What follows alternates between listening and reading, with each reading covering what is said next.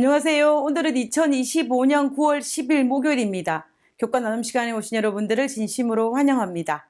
이번 주는 2025년도 제3기 출애굽기에서 제11과 배도와 중보에 대해서 살펴보고 있습니다.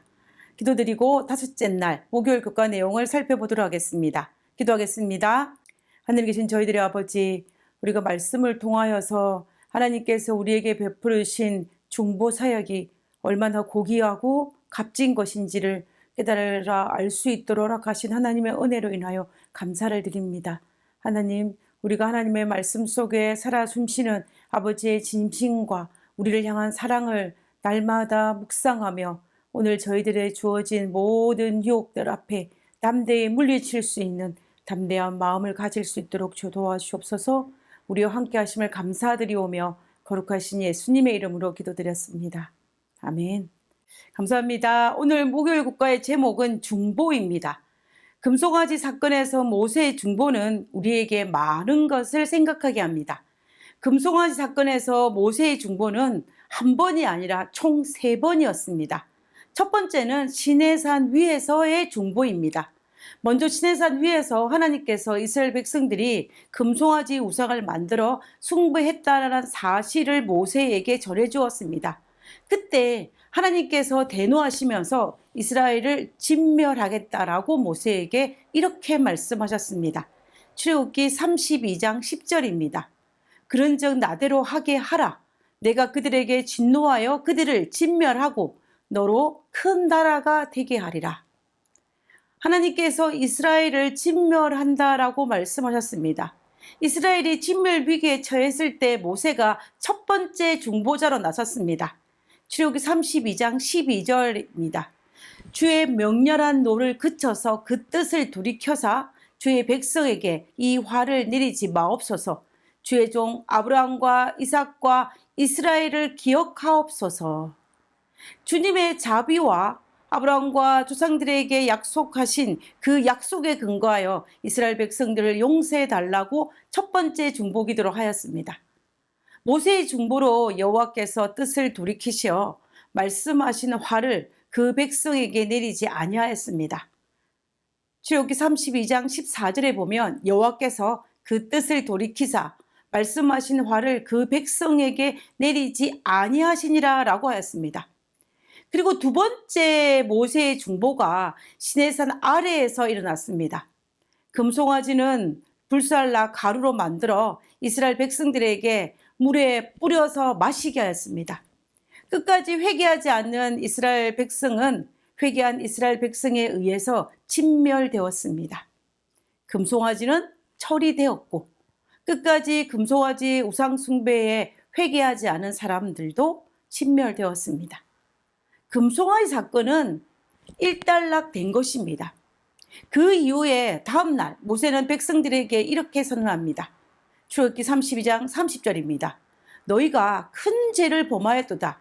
내가 이제 여호와께로 올라가노니, 어디로 올라간다는 것입니까? 산 위로 올라가노니 혹 너희를 위하여 속죄가 될까 하노라. 모세는 지금 백성에게 백성의 죄를 용서해 주시기를 간구하기 위해서 하나님께로 시내산 위로 올라간다라고 이야기합니다.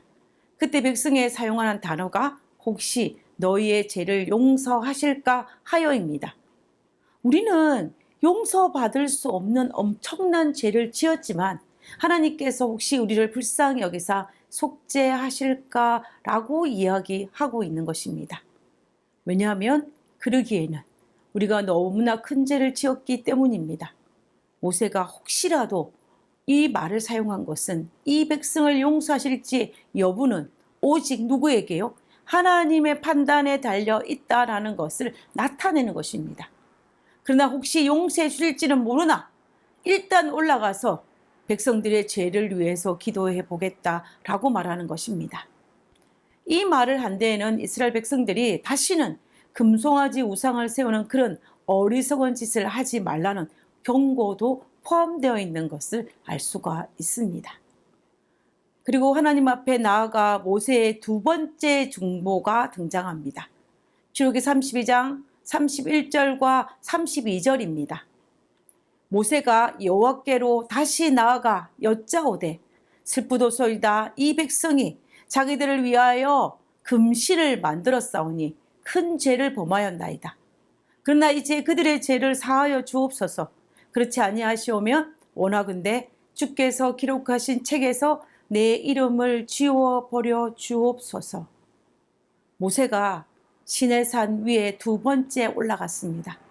모세는 하나님께 어떻게 중보를 하였냐면은, 만약에 이 백성을 용서하실 수 없으시다면, 이스라엘이 하나님의 저주받은 백성이 된다면은 자신의 이름이 그들과 함께 주님의 생명책에서 지워달라라고 기도하는 것입니다. 이런 백성들과 그 운명을 함께 하겠다는 결단의 기도입니다. 모세는 백성과 같은 공동체로서 기도하고 있는 것입니다. 패역한 이스라엘 백성을 위해 중보했던 모세는 모든 인류를 위해 죄를 중보하셨던 그리스도를 포상합니다. 모세는 이스라엘 백성들을 위해 기꺼이 자신의 생명과 구원을 내려놓았다면, 마찬가지로 예수님도 온 인류를 위해서 이 제약된 세상으로 내려오셔서 십자가에서 우리의 죄를 담당하시기 위해 돌아가셨습니다. 모세가 이스라엘 백성을 놓지 않고 자신의 생명을 건 것처럼 우리 예수님도 우리를 포기하지 못해서 하늘 보좌를 내려놓고 이 땅에 오셨다라는 것입니다. 생명을 건 모세의 사랑이 놀라울진데 어찌 죄인을 향한 예수님의 사랑이 놀랍지 않다라고 말할 수 있겠습니까? 출애굽기 32장 32절에서 용서하다로 번역된 단어는 히브리어로 나사라는 단어입니다. 히브리어의 나사라는 이 단어의 의미는 짐을 지다 또는 어떤 짐을 나르다라는 의미를 가지고 있습니다. 이것은 죄 혹은 형벌을 지낼 때에 사용하는 단어입니다. 예를 들어서 이사야 53장 4절에 그는 실로 우리의 질고를 지고 우리의 슬픔을 당하였거늘 우리는 생각하기를 그는 징벌을 받아서 하나님에게 맞으며 고난을 당한다 하였노라. 여기에서 예수님께서 우리의 질고를 지신 그 표현을 할 때에 사용된 단어가 나사라는 단어입니다.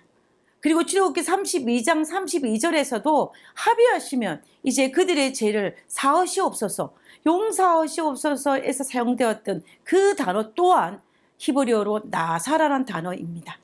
결국 히브리어 개념에서 용서하다라는 그 개념은 뭐냐면 그 죄를 대신 지신다라는 것을 의미한다라는 것을 알 수가 있습니다. 우리의 죄를 대신 지시는 것이 예수님께서 우리의 죄를 용서하시는 것입니다.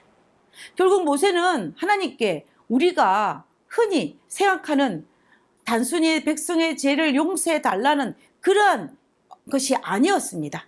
그것은 하나님께서 백성의 죄를 대신 짊어져 달라는 요청이었다라는 것입니다. 실제로 1500년이 지난 이후에 예수님께서 이 땅에 오셔서 죄인을 구원하기 위해 죄인이 지은 죄를 대신 지시기 위하여 십자가에 달려 돌아가셨습니다. 예수님의 십자가의 희생은 우리의 죄 때문입니다. 그러므로 출애굽기 32장 32절은 대속의 개념뿐만 아니라 대속을 누가 이루시는지를 보여주는 것입니다. 그분은 바로 그리스도 예수님이십니다. 그리고 이 구절은 용서가 어떻게 이루어지는지를 보여줍니다. 용서는 누군가가 대신 자신이 지은 죄를 져주어야만이 용서가 가능한 것입니다. 우리의 죄를 대신 지신 분이 누구이십니까?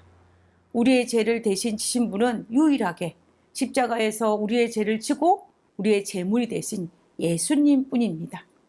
그래서 예수님은 나는 길이요 진리요 생명이니 나를 말미암지 않고는 아버지께로 올라갈 자가 없다라고 말씀하실 수 있었던 것입니다. 오직 예수님을 통해서만이 우리가 용서를 받을 수 있는 유일한 길이라는 것입니다. 그러므로 모세가 하나님께 백성의 죄를 용서해 달라는, 백성의 죄를 대신 져달라는 이 요청은 죄지은 인간이 구원과 용서를 받기 위해서 어떤 대가를 치러야 하는지를 온 우주에 알렸을 뿐만 아니라 오직 하나님만이 할 수 있는 일임을 알린 것이라고 볼 수 있는 것입니다. 모세가 생명책에서 자기 이름을 지어달라고 하면서까지 백성을 구원하고자 했던 마음과 마찬가지로 실제로 하나님은 자신의 생명을 던져서 우리를 구원하셨습니다. 모세는 포상이었지만 예수님은 실체이셨습니다. 우리가 다시 출애굽기 금송아지 사건으로 돌아가 보면요, 여기에서 예수님의 세 번째 중보가 등장하는 것을 볼 수가 있습니다. 33장에 세 번째 모세의 중보가 등장합니다. 우리가 성경에 보면은 모세가 이스라엘 백성들을 40년 동안 광야를 거쳐서 가나안 입구에 가는 동안 많은 경우의 중보 기도를 하였습니다. 그렇지만 이 금송아지 사건에서 이 세 번의 중보 기도가 등장하는데요, 그 세 번째는 33장에 등장합니다. 하나님께서 모세의 중보를 들어주시어 그를 진멸하지 않고 약속된 가나안 땅으로 가도록 허락하셨습니다. 그래서 출애굽기 33장 1절에 보면 여호와께서 모세에게 이르시되 너는 내가 애굽 땅에서 인도하여 낸 백성과 함께 여기서 떠나서 내가 아브라함과 이삭과 야곱에게 맹세하기를 내 자손에게 주마 한 그 땅으로 올라가라. 이 약속에서 약속된 가나안을 다시 주시겠다라는 보증을 받았습니다. 그런데 여기에서 문제가 하나 발생했습니다. 출애굽기 33장 3절에 보면은 너희로 젖과 꿀이 흐르는 땅에 이르게 하려니와 나는 너희와 함께 올라가지 아니하리니 너희는 목이 곧은 백성인즉 내가 중도에서 너희를 진멸할까 염려함이니라 하시니 여호와인 나는 너희와 동행하지 않겠다는 것입니다. 이렇게 거역하고 불순종하는 이스라엘 백성들과 함께 동행하다가는 하나님의 공의로우신 성품 때문에 그들을 진멸할 수 있기 때문에 하나님께서 함께 동행하지 않겠다라고 선언하셨습니다.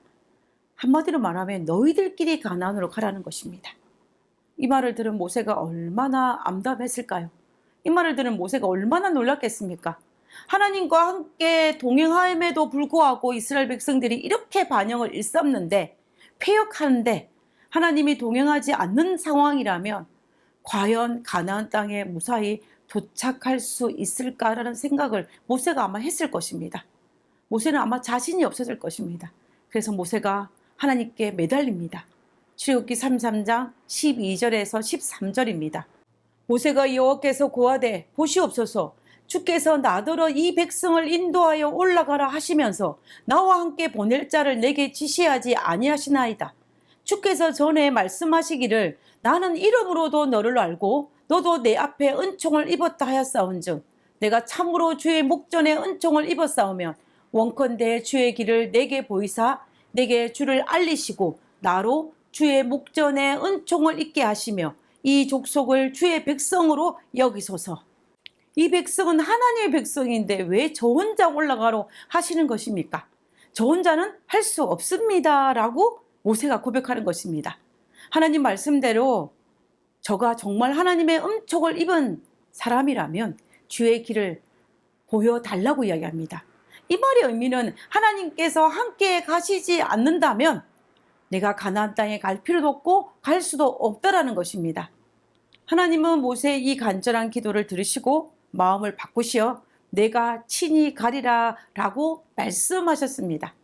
하나님께서 이스라엘 백성들이 패역할지라도 그들의 죄를 대신 지실 뿐만 아니라 가나안 가는 길에 동행하셨다라는 사실은 우리에게 놀라운 은혜가 됩니다.